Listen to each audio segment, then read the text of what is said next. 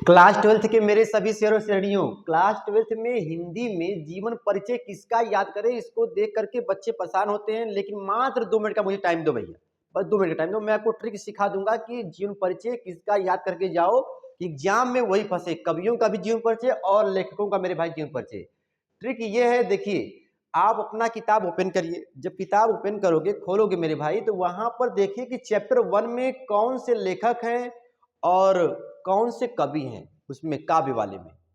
फिर उसी प्रकार से 2 में जाइए, 2 में कौन से लेखक हैं और 2 में कौन से कवि हैं उसमें, काव्य वाले में। ठीक है ना, मतलब गद्य और पद दोनों में जो है आप देखेंगे।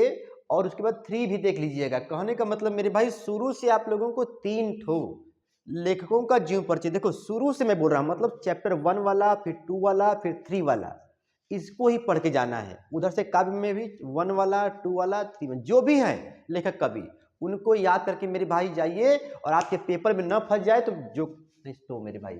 और ये देखो जीवन परिचय, ये बोर्ड के द्वारा दिया गया है। ठीक है ना, बोर्ड मॉडल पेपर के द्वारा दिया गया है। देखिए, आचार्य हजारी प्रसाद द्विवेदी जी दिए गए हैं, एपीजे अब्दुल कलाम जी दिए गए हैं, वासुदेव शरण अग्रवाल जी दिए गए हैं।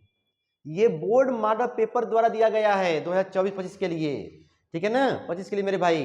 ठीक है ना, तो इसको याद करके जाइएगा। ठीक है ना, इसमें से नहीं भी याद करते हो तो लेकिन शुरू से तुम 3 ठो याद किए रहोगे तो उसमें से जरूर 1 ठो फंस जाएगा मेरे भाई।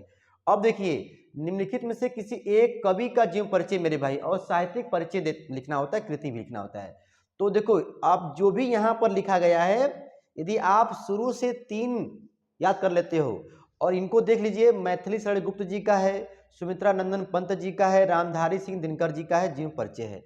तो कहने का मतलब मेरे भाई, यदि आप लोग शुरू से 3, मैं बार बार कर रहा हूं, आप इनको जाकर के अपनी किताब से मिलाइएगा, जरूर 1, 2, 3 में से कोई एक न एक आप लोगों के इसमें होंगे। ठीक है ना, क्योंकि जब भी पेपर बनाने वाला हिंदी सर जी, हिंदी वाले जो सर जी हैं, जब बनाएंगे बोर्ड पेपर, तो उसमें से शुरू से 1, 2, 3 में से 1 देते हैं, फिर 4, 5 में से 1 देंगे, फिर लास्ट से दे देंगे, ऐसे आता है। ठीक है ना, 3 में से कोई एक करना होता है। ठीक है ना, तो क्लास 10th तो हो गया भाई, क्लास 12th वाला ये चल रहा था।